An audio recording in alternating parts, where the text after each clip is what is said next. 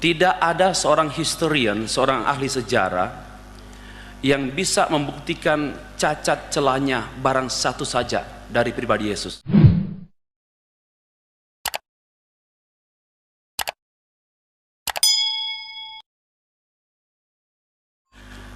Saya mengawali dengan presuposisi bahwa kealahan Yesus itu tidak bergantung pada pengakuan orang. Orang Kristen mengaku dia Allah atau tidak mengakui dia sebagai Allah, dia tetap Allah. Ini yang presuposisi yang mendasar. Sekali lagi, kealahan Yesus itu bukan karena ada pengakuan manusia. Maka kalau toh dia tidak diakui sebagai Allah, bukan berarti dia bukan Allah. Dalam arah itu saya ingin mempertajam mengenai presuposisi ini, bahwa kalau tidak ada misteri dalam kaitannya dengan Allah, maka dia bukan Allah. Kalau ada keyakinan kita kepada oknum atau kepada yang namanya Allah, namun dalam keyakinan itu kita tidak menjumpai misteri, dia bukan Allah. Kenapa? Dia sesama kita yang dapat dimasteri, yang dapat dikuasai. Ya. Kalau sesuatu yang kita tidak bisa kita kuasai, dia menjadi Allah. Dan dia adalah Allah. Saya baru sempat mengajar program S2, saya sampaikan begini. Kita bersyukur oleh karena Allah menciptakan manusia menjadi Allah, yaitu menjadi Allah bagi ciptaan yang lain. Bagi tumbuh-tumbuhan, bagi pohon, bagi hewan, kita menjadi Allah bagi mereka. Maka itu jangan memberhalakan pohon dan hewan. Konsepnya itu. Masih dalam arah presuposisi, kami mempunyai keyakinan bahwa Allah pada satu sisi adalah misteri, namun pada sisi lain adalah Allah yang menyatakan diri. Itu yang kami ambil dari kitab salah satu kitab Ulangan pasal 29 ayat 29, bahwa hal-hal yang dinyatakan itu bagi manusia, tetapi hal-hal yang tidak dinyatakan itu bagi Allah. Jadi wilayah kerja kita, wilayah studi kita, wilayah dialog kita hanya berkenaan dengan sejauh Allah menyatakan diri. Kalau Allah hanya sejauh Alkitab, saya tidak akan jadi orang Kristen. Sekali lagi, kalau Allah hanya sejauh Alkitab, saya tidak akan mau jadi orang Kristen. Karena Alkitab dapat dikuasai oleh manusia, berarti Allah bisa dikuasai oleh manusia. Sorry, saya bukan emosi, tetapi ini karakter saya. Orang Manado. Saya biasa main sinetron di pohon-pohon. Nah. Jadi seperti itu. Maka sekali lagi, wilayah kita itu pada wilayah yang dinyatakan. Yang dinyatakan. Implikasinya, tidak ada bukti yang memadai. Ini. Tidak ada bukti yang memadai untuk menjelaskan kealahan Yesus. Dan saya pun menjadi percaya kepada pribadi Yesus bukan karena ada bukti. Karena kekristenan tidak bergantung pada bukti. Sekalipun dalam forum ilmiah ini memang telah diletakkan dasar bagaimana kita memaparkan konsep pemahaman kita yang sifatnya logik dan bersifat juga eksperimen, yang dapat dialami, dibuktikan empiris.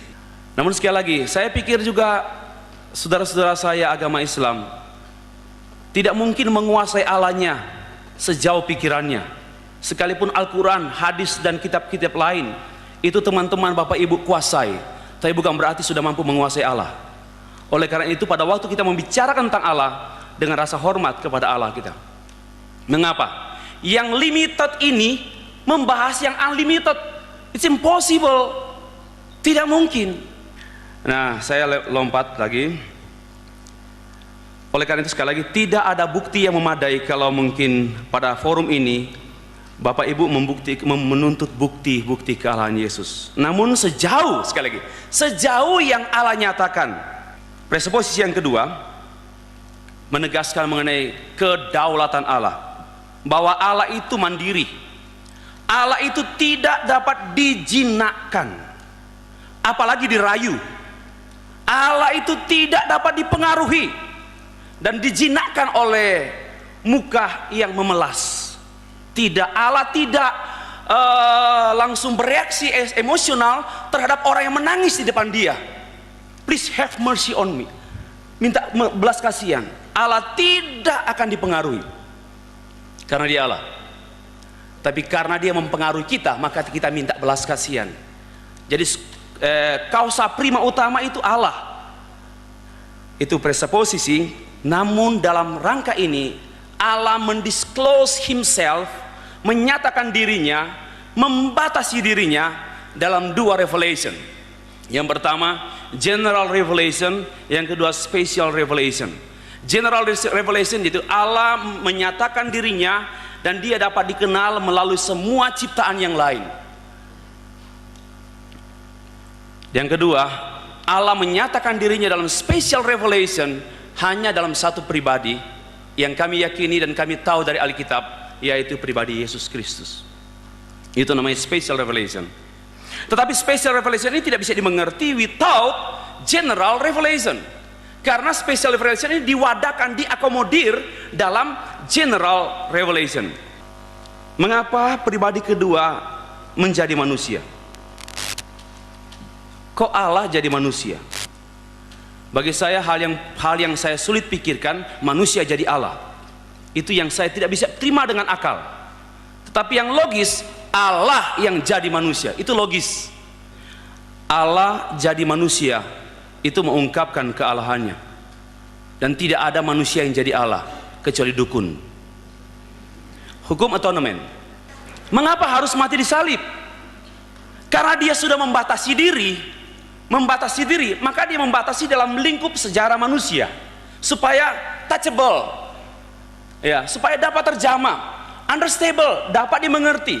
Karena maksud daripada Allah menyatakan diri supaya Allah dapat dikenal.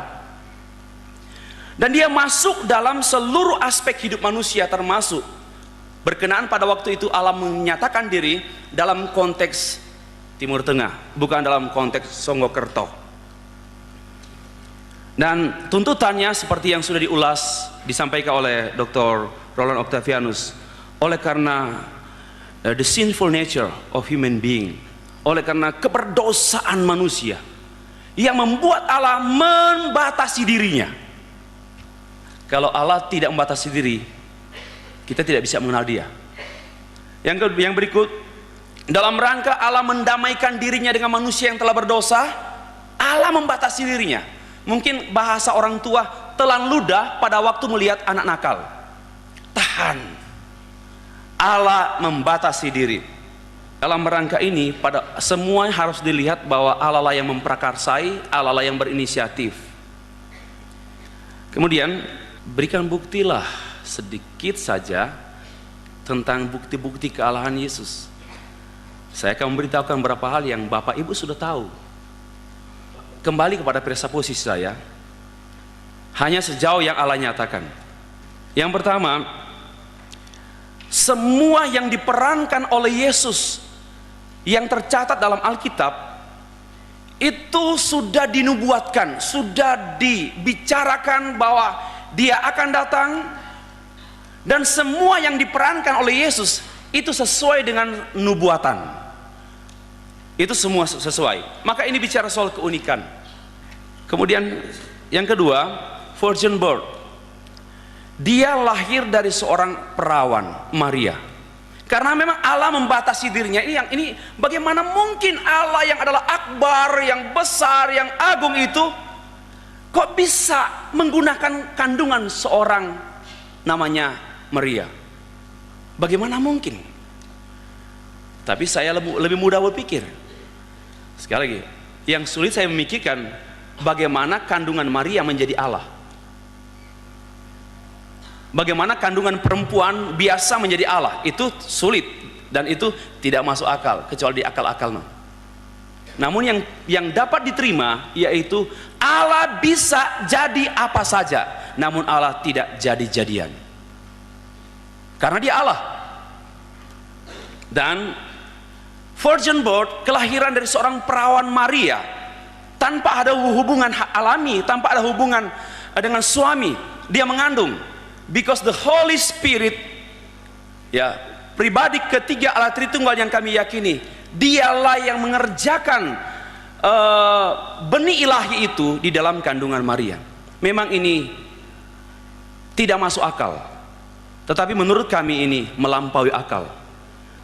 Di dalam kekristenan hanya ada logis, ya, melampaui logis, dan translogis. Yang berubah bukan Allah, tapi saya yang berubah untuk memikirkan Allah. Jangan berubah doktrinmu, kami yang berubah terhadap doktrin kami. Itu transrasional, bukan irasional. There is no irrational in Christian doctrine. There is no irrational in Christian faith. Tidak ada yang irasional. Semuanya rasional atau irrasional, melampaui akal, tidak dapat ditampung oleh akal yang sempit, atau transrasional. Kitalah yang berubah, bukan doktrin yang berubah, bukan objek keyakinan kita yang berubah. Kemudian the virgin birth itu sudah. Yang kemudian heavenly saying, satu pernyataan ilahi pada waktu Yesus dibaptis, memenuhi semua hukum yang ada di konteks agama Yahudi. Ada heavenly saying, inilah anakku yang kukasihi, kepadanya lah aku berkenan. Ini singkat-singkat saja. Yang ketiga, sepanjang kehidupannya dia hidup menderita, dan klimaksnya di kayu salib. Dan kematiannya di kayu salib itu bukan dalam rangka kematian Allahnya, tetapi dalam rangka menebus. Dia membatasi diri, dan klimaks pembatasan diri Allah itu pada waktu disalib dalam rangka mengganti. Ini ada hukum atonement, ada hukum penebusan. Saya pikir tidak ada waktu untuk menjelaskan itu. Sekali lagi, itu semua 12 SKS. Kemudian dia mati dan dia bangkit, karena dia memiliki hidup dari dirinya sendiri. Dia mati dan memang sungguh-sungguh mati, bukan pura-pura mati. Dan dia juga bangkit. Ini sebagai dasar untuk keyakinan orang percaya mengenai kebangkitan orang percaya. Itu yang kebangkitan dan kenaikan. Setelah dia bangkit, dia naik ke sorga dalam rangka mempersiapkan tempat. Itu yang kami yakini. Ini sederhana saja. Kalau mau lihat uraian teologis dan filosofis, itu butuh waktu. Sekali lagi, dia pergi mempersiapkan tempat untuk kita yang percaya. The last one, kami yakin He will come again. Dia akan datang lagi untuk menjemput kami yang percaya. Saya tidak mengatakan kita yang percaya. Sekali lagi, saya tidak memprovokasi. Kami yang percaya. Dan kami juga tidak memonopoli. Nah, saudara-saudara yang dikasih Tuhan, terakhir saya jelaskan bahwa tidak ada seorang historian, seorang ahli sejarah yang bisa membuktikan cacat celahnya barang satu saja dari pribadi Yesus. Itulah yang mengungkapkan tentang kealahannya. Tidak ada cacat sedikit pun, tidak ada tindak kriminal, dan tidak ada tindakan amoral yang diperankan, dan belum ada seorang ahli sejarah yang mencatat mengenai hal ini.